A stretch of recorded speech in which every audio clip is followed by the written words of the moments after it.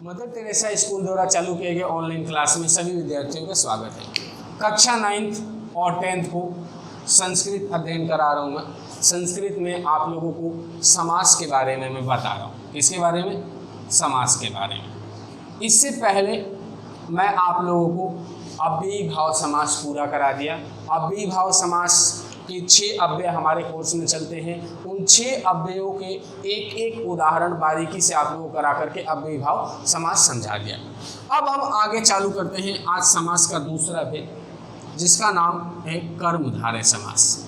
कर्मधारय समास। पहले तो कर्मधारय समास के बारे में सामान्य बातें जानेंगे। कर्मधारय समास के बारे में सामान्य बातें जानेंगे। कर्मधारय समास होता क्या है, तो ध्यान से सुने। कर्मधारय समास तत्पुरुष समास का ही वैसे उपभेद माना गया है। कर्मधारय समास क्या माना गया है? तत्पुरुष समास का ही उपभेद माना गया है, लेकिन इसको अलग कर दिया गया है। पहले 5 समास ही चलते थे, लेकिन इसको अलग करने के बाद हमारे समासों की संख्या कितनी होगी? 6 होगी। कर्मधारय में भी इसमें क्या होता है? दोनों पद समान होते हैं, यानी दोनों पदों की विशेषता होती है। सबसे पहली बात ध्यान रखें, दोनों पदों में समान विभक्ति का प्रयोग किया जाता है। समान विभक्ति का प्रयोग किया जाता है।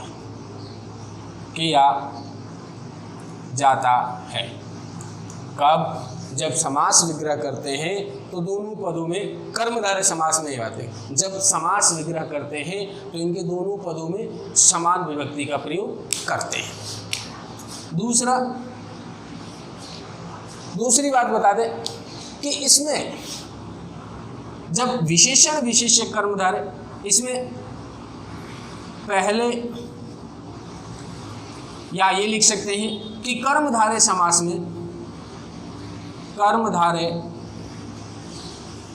समास में विशेषण विशेष्य शब्दों का प्रयोग किया जाता है। शब्दों का प्रयोग किया जाता है।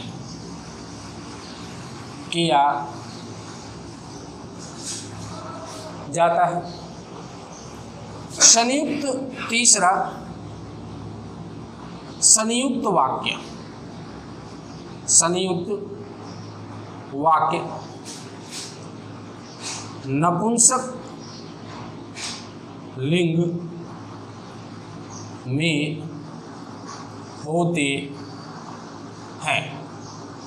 ये 3 बातें विशेष रूप से कर्मधारय समास के बारे में हमें जानना है। पहला, ध्यान से दोबारा बता रहा हूँ, दोनों पदों में समान विभक्ति का प्रयोग किया जाता है, यानी जब समास विग्रह करते हैं तो दोनों पदों में, 2 पद होंगे, समास विग्रह करेंगे तो दोनों पदों में समान विभक्ति का प्रयोग किया जाता है। दूसरा, कर्मधारय समास में विशेषण विशेष्य शब्दों का प्रयोग किया जाता है। अब ये विशेषण विशेष्य क्या होता है? सबसे बड़ी बात कि विशेषण और विशेष्य क्या होता है, यानी एक पद विशेषण होता है और एक पद विशेष्य होता है। यानी विशेषण पद वो होते हैं कि किसी शब्द के द्वारा हम किसी की विशेषता बताते हैं।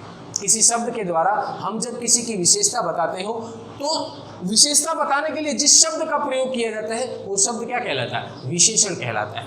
अब विशेष्य क्या कहलाता है? तो जिस शब्द के द्वारा हम विशेषता बता रहे हैं, उस शब्द के द्वारा हम जिसकी विशेषता बता रहे हैं तो क्या कहलाएगा? विशेष्य कहलाएगा। जैसे कि मान लो पेन मेरे हाथ में लिया हुआ, कह दिया जाए कि पेन काला चलता है या काला पेन है, तो काला शब्द के द्वारा पेन की विशेषता बताई गई। इसके द्वारा काला शब्द के द्वारा पेन की विशेषता बताई गई है, तो काला शब्द क्या हो जाएगा? विशेषण हो जाएगा। तो काला शब्द के द्वारा विशेषता किसकी बताई गई? पेन की बताई गई, तो पेन क्या हो जाएगा? विशेषण हो जाएगा। ये विशेषण विशेष्य कहलाते हैं। ये क्या कहलाते हैं? विशेषण विशेष्य कहलाते हैं। अब जैसे आपको आज कुछ उदाहरण करके बता रहा हूँ, विशेष आज नियम पे ध्यान देना है। नियम के बाद आज आपको 2-4 उदाहरण करके बताऊंगा, अधिक उदाहरण कल बताऊंगा, क्योंकि नियम हमें आना अति आवश्यक है। यदि हमें नियम और तरीके आते हैं तो हम कितने भी उदाहरण हमें दे दिया जाए उसको हम सही तरीके से कर सकते हैं। जैसे उदाहरण आज आपको मैं, इस कर्मधारय के भी अलग अलग भेद होते हैं। पहला है विशेषण विशेष्य कर्मधारय। विशेषण विशेष्य विशेष्य कर्मधारय, विशेषण विशेष्य कर्मधारय समास। आज इसके पहले भेद के बारे में हम बात कर रहे हैं, विशेषण विशेष्य कर्मधारय समास। यानी इसमें क्या होता है, पहला पद विशेषण होगा और दूसरा पद विशेष्य होंगे। ये बात हमें ध्यान से ध्यान देना है। जैसे एक इसके उदाहरण है, उदाहरण आपको करके बता रहा हूं, ध्यान से समझने का प्रयास कीजिएगा। जैसे उदाहरण दे दिया जाए पीतांबरम, पीतांबरम, ठीक है, ये पीतांबरम शब्द है। अब इसके तो पहले हमें भेद अलग अलग करने हैं। अलग अलग करेंगे तो क्या बन जाएगा, पीत अंबरम। क्या बन जाएगा, पीत अंबरम। दो शब्द होते हैं। पीतांबरम का अर्थ होता है पीला है जो वस्त्र। पीतांबरम का मतलब क्या होता है, पीला है जो वस्त्र। यानी पीले शब्द के द्वारा वस्त्र की विशेषता बताई जा रही है कि वस्त्र कैसा है, पीला है। तो पीला शब्द क्या हो गया, विशेषण हो गया, और वस्त्र क्या हो गया, विशेष्य हो गया। ये बात आप ध्यान से दीजिएगा कि जिस शब्द के द्वारा विशेषता बताई जाएगी वो विशेषण होगा, और उस शब्द के द्वारा जिसकी विशेषता बताई जाएगी वो क्या कहलाएगा, विशेष्य। तो यहाँ है पीतांबरम, पीतम अंबरम, इसका समास विग्रह हो जाएगा पीतम अंबरम, यानी पीला है जो वस्त्र। अब इसका समास विग्रह पीत और अंबर क्या है, अलग अलग कर देंगे तो पीत अंबरम। अब इसमें जो विभक्ति लगी हुई है वो भी इसमें भी लगा देंगे तो क्या हो जाएगा, पीतम अंबरम इति, पीतम अंबरम इति क्या हो गया, पीतांबरम। पीतम अंबरम इति क्या हो गया इसका, पीतांबरम, यानी पीला है जो वस्त्र। पहले शब्द के द्वारा दूसरे शब्द की विशेषता बता दी गई, इसलिए क्या है, विशेषण विशेष्य। अब दूसरा उदाहरण आपको करके बता रहा हूं, कह दिया जाए नीलोत्पलम, नीलोत्पलम। अब इसमें देखिए नील शब्द है और फिर उत्पलम। पहला शब्द विशेषण है, दूसरा शब्द विशेष्य है। पहले शब्द के द्वारा दूसरे शब्द की विशेषता बताई जा रही है, समान विभक्ति लगा देंगे, नीलम उत्पलम इति, नीलम उत्पलम इति। ठीक है, तीसरा उदाहरण है नील कमलम, नील कमलम।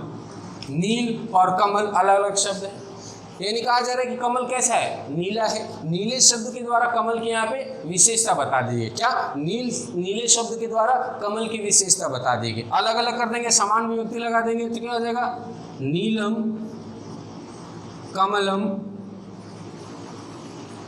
कमलम इति। ये इसका समास विग्रह हो गया। तो आज आपको मैं कर्मधारय समास चालू कराया। कर्मधारय समास में कर्मधारय की जो मुख्य बातें होती है वो बताया कि दोनों पदों में समान विभक्तियों का प्रयोग किया जाता है।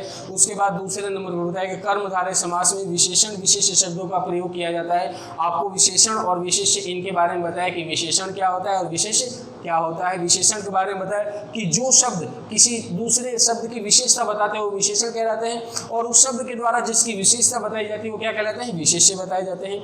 मैंने आपको बताया संयुक्त वाक्य नपुंसक लिंग में होते हैं, यानी जब समास विग्रह बिना किया हुआ रहेगा तो पद किस में हमें दिखाई देंगे, ये लिखे हुए मिलेंगे नपुंसक लिंग में। अब आपको इसका पहला भेद विशेषण विशेष्य कर्मधारय समास के 3 उदाहरण करके बताया। इन नियमों को पढ़ना है। विशेषण विशेष्य में ध्यान रखना है कि पहला पद विशेषण होगा और दूसरा पद विशेष्य होगा, इस बात का विशेष ध्यान देना है।